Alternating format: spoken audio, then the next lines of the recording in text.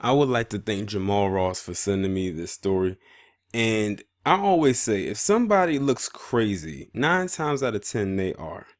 Well, this guy definitely fits the bill of someone who's not only crazy, but he's also a goddamn freak. This is 37-year-old Nathan Larson, and he was, at this point, as far as I'm concerned, was a congressional candidate for the state of Virginia. And this man, within the last few hours, came out and admitted that he was a pedophile. But not only that, it also turns out that he ran online forums for pedophiles and misogynists.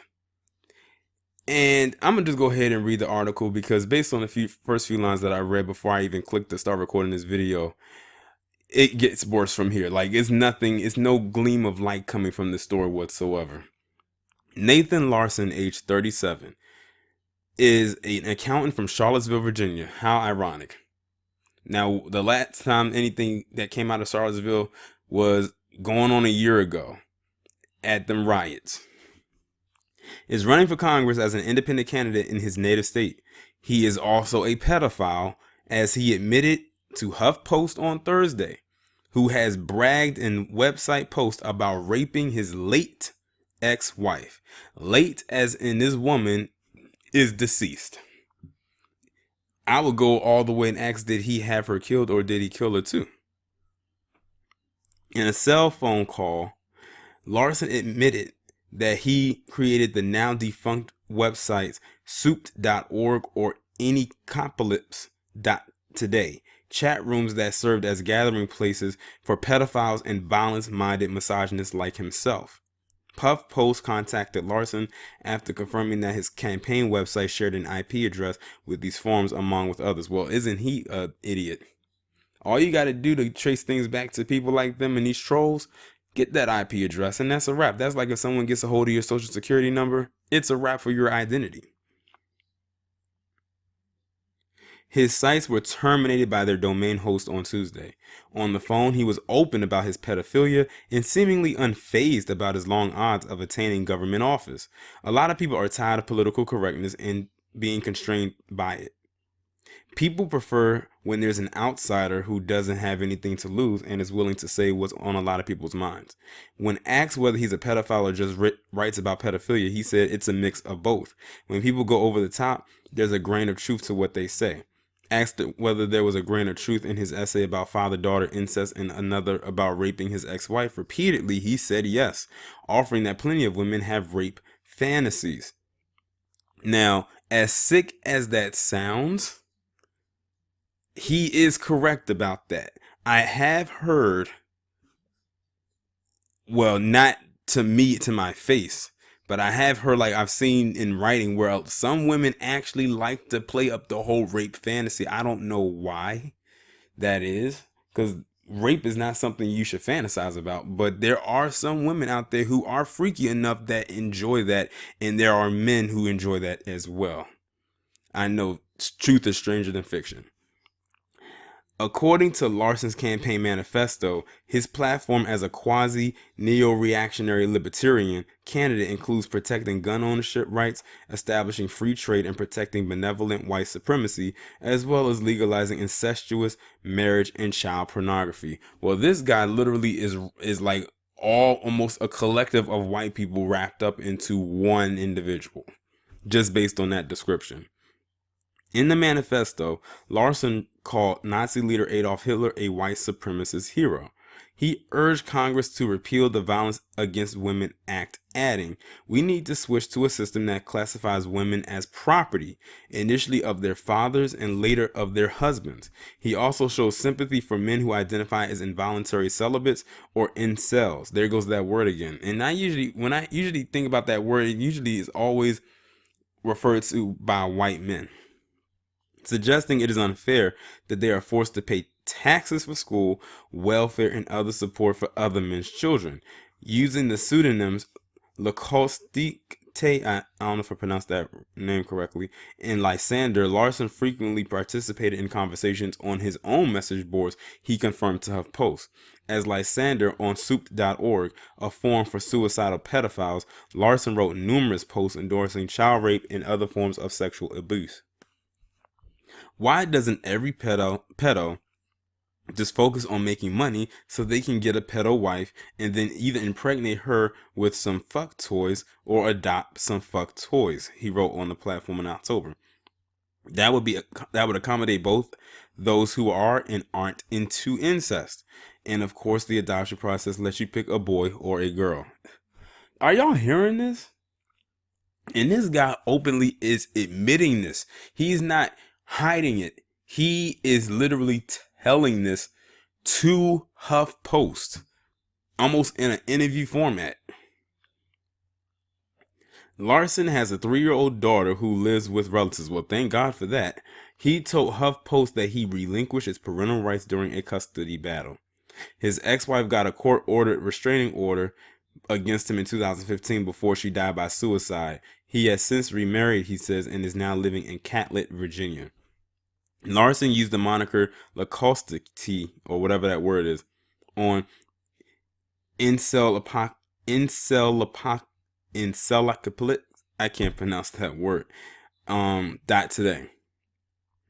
A forum for incels who are pedophiles that was removed this week after the website Babe contacted the domain host. There he identified as a hemophilic rapist, noting that he's not a typical incel because he had sex by raping his ex-wife.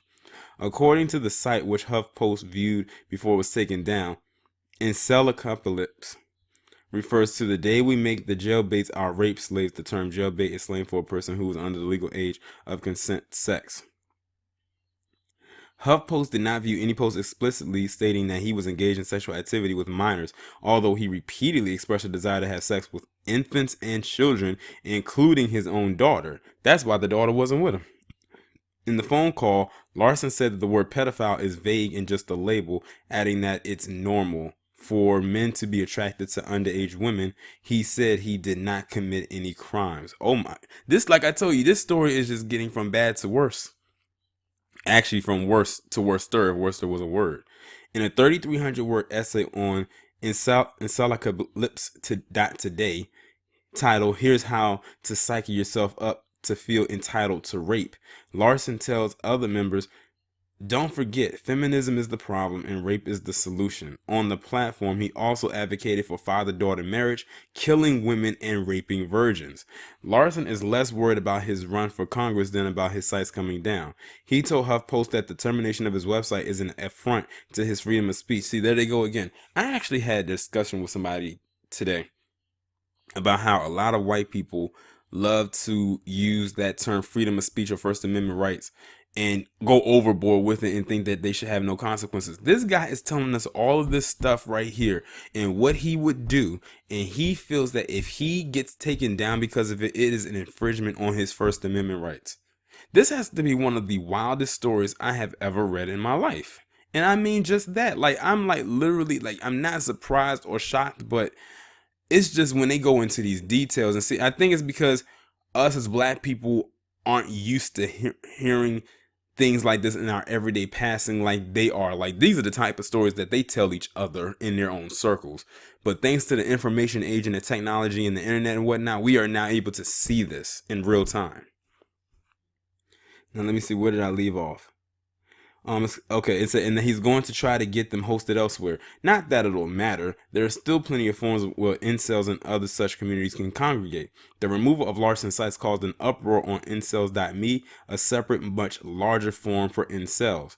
Larson's political ambition spanned more than a decade. He first ran for Congress in Virginia's 1st District in 2008 on what he described as an anarcho-capitalist platform. That same year, he sent a letter to the Secret Service threatening to kill the president, which landed him in federal prison for 14 months and barred him from seeking public office. So that means that he had to have done this back during Barack Obama's first term.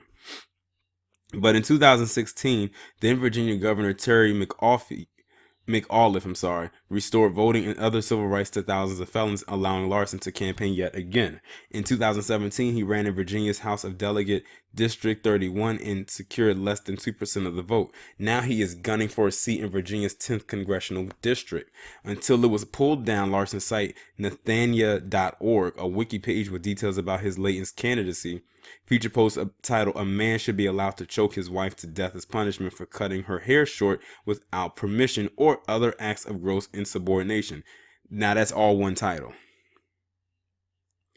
Here's the next one: "Advantages of father-daughter incest and the justifiability of incels kidnapping a girl and keeping her as his rape slave for sex and baby making." Wiki pages can be edited by other people, but Larson confirmed he wrote these posts as well as several other disturbing entries. In Let's Define What Rape Is, a 3,000-word essay posted on Nathania.org, as well as other incel sites, Larson wrote, "Women are objects to be taken care of by men like any other property, and for powerful men to insert themselves into as it pleases them, and as they believe will be in women's own interest. In most cases, their interests are aligned as long as the man is strong. Female sex slaves actually get a much better deal than animals because in most cases they are allowed to reproduce, unlike animals raised for meat or companionship." When asked what his constituents would think about his pedophilic writings, he said, "People are open-minded."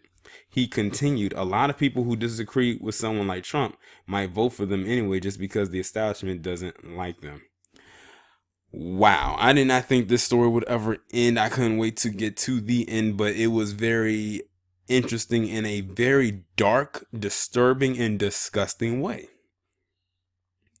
This guy is fucking sick, and he deserves to be in jail, like under the jail, like lock him away.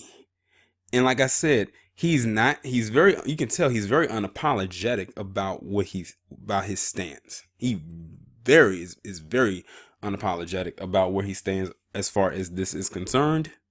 He does not care who hears it. This is wild. I have no words. Like I can't wait for y'all to let me know what you think down in the comments about this story right here. Like, this guy is off the chain. And see, the thing is, he probably, like, in everyday passing, people probably wouldn't expect this to come from a guy that looks like this. But I'm telling you, it's always the ones that you least expect that are the ones that are the craziest and most psychotic of beings. He fits the bill to a T. Y'all let me know what y'all think down in the comments right now. I cannot wait to see what y'all have to say about this. And I'll talk to y'all in the next one. Oh, before I forget, I can't believe I almost left this part out. Send this story to as many of those Me Too Times Up heifers as many as possible and have them, see if they'll send a rainstorm of hell down on this guy. I bet you they won't move too fast. They'll be working on their next black target.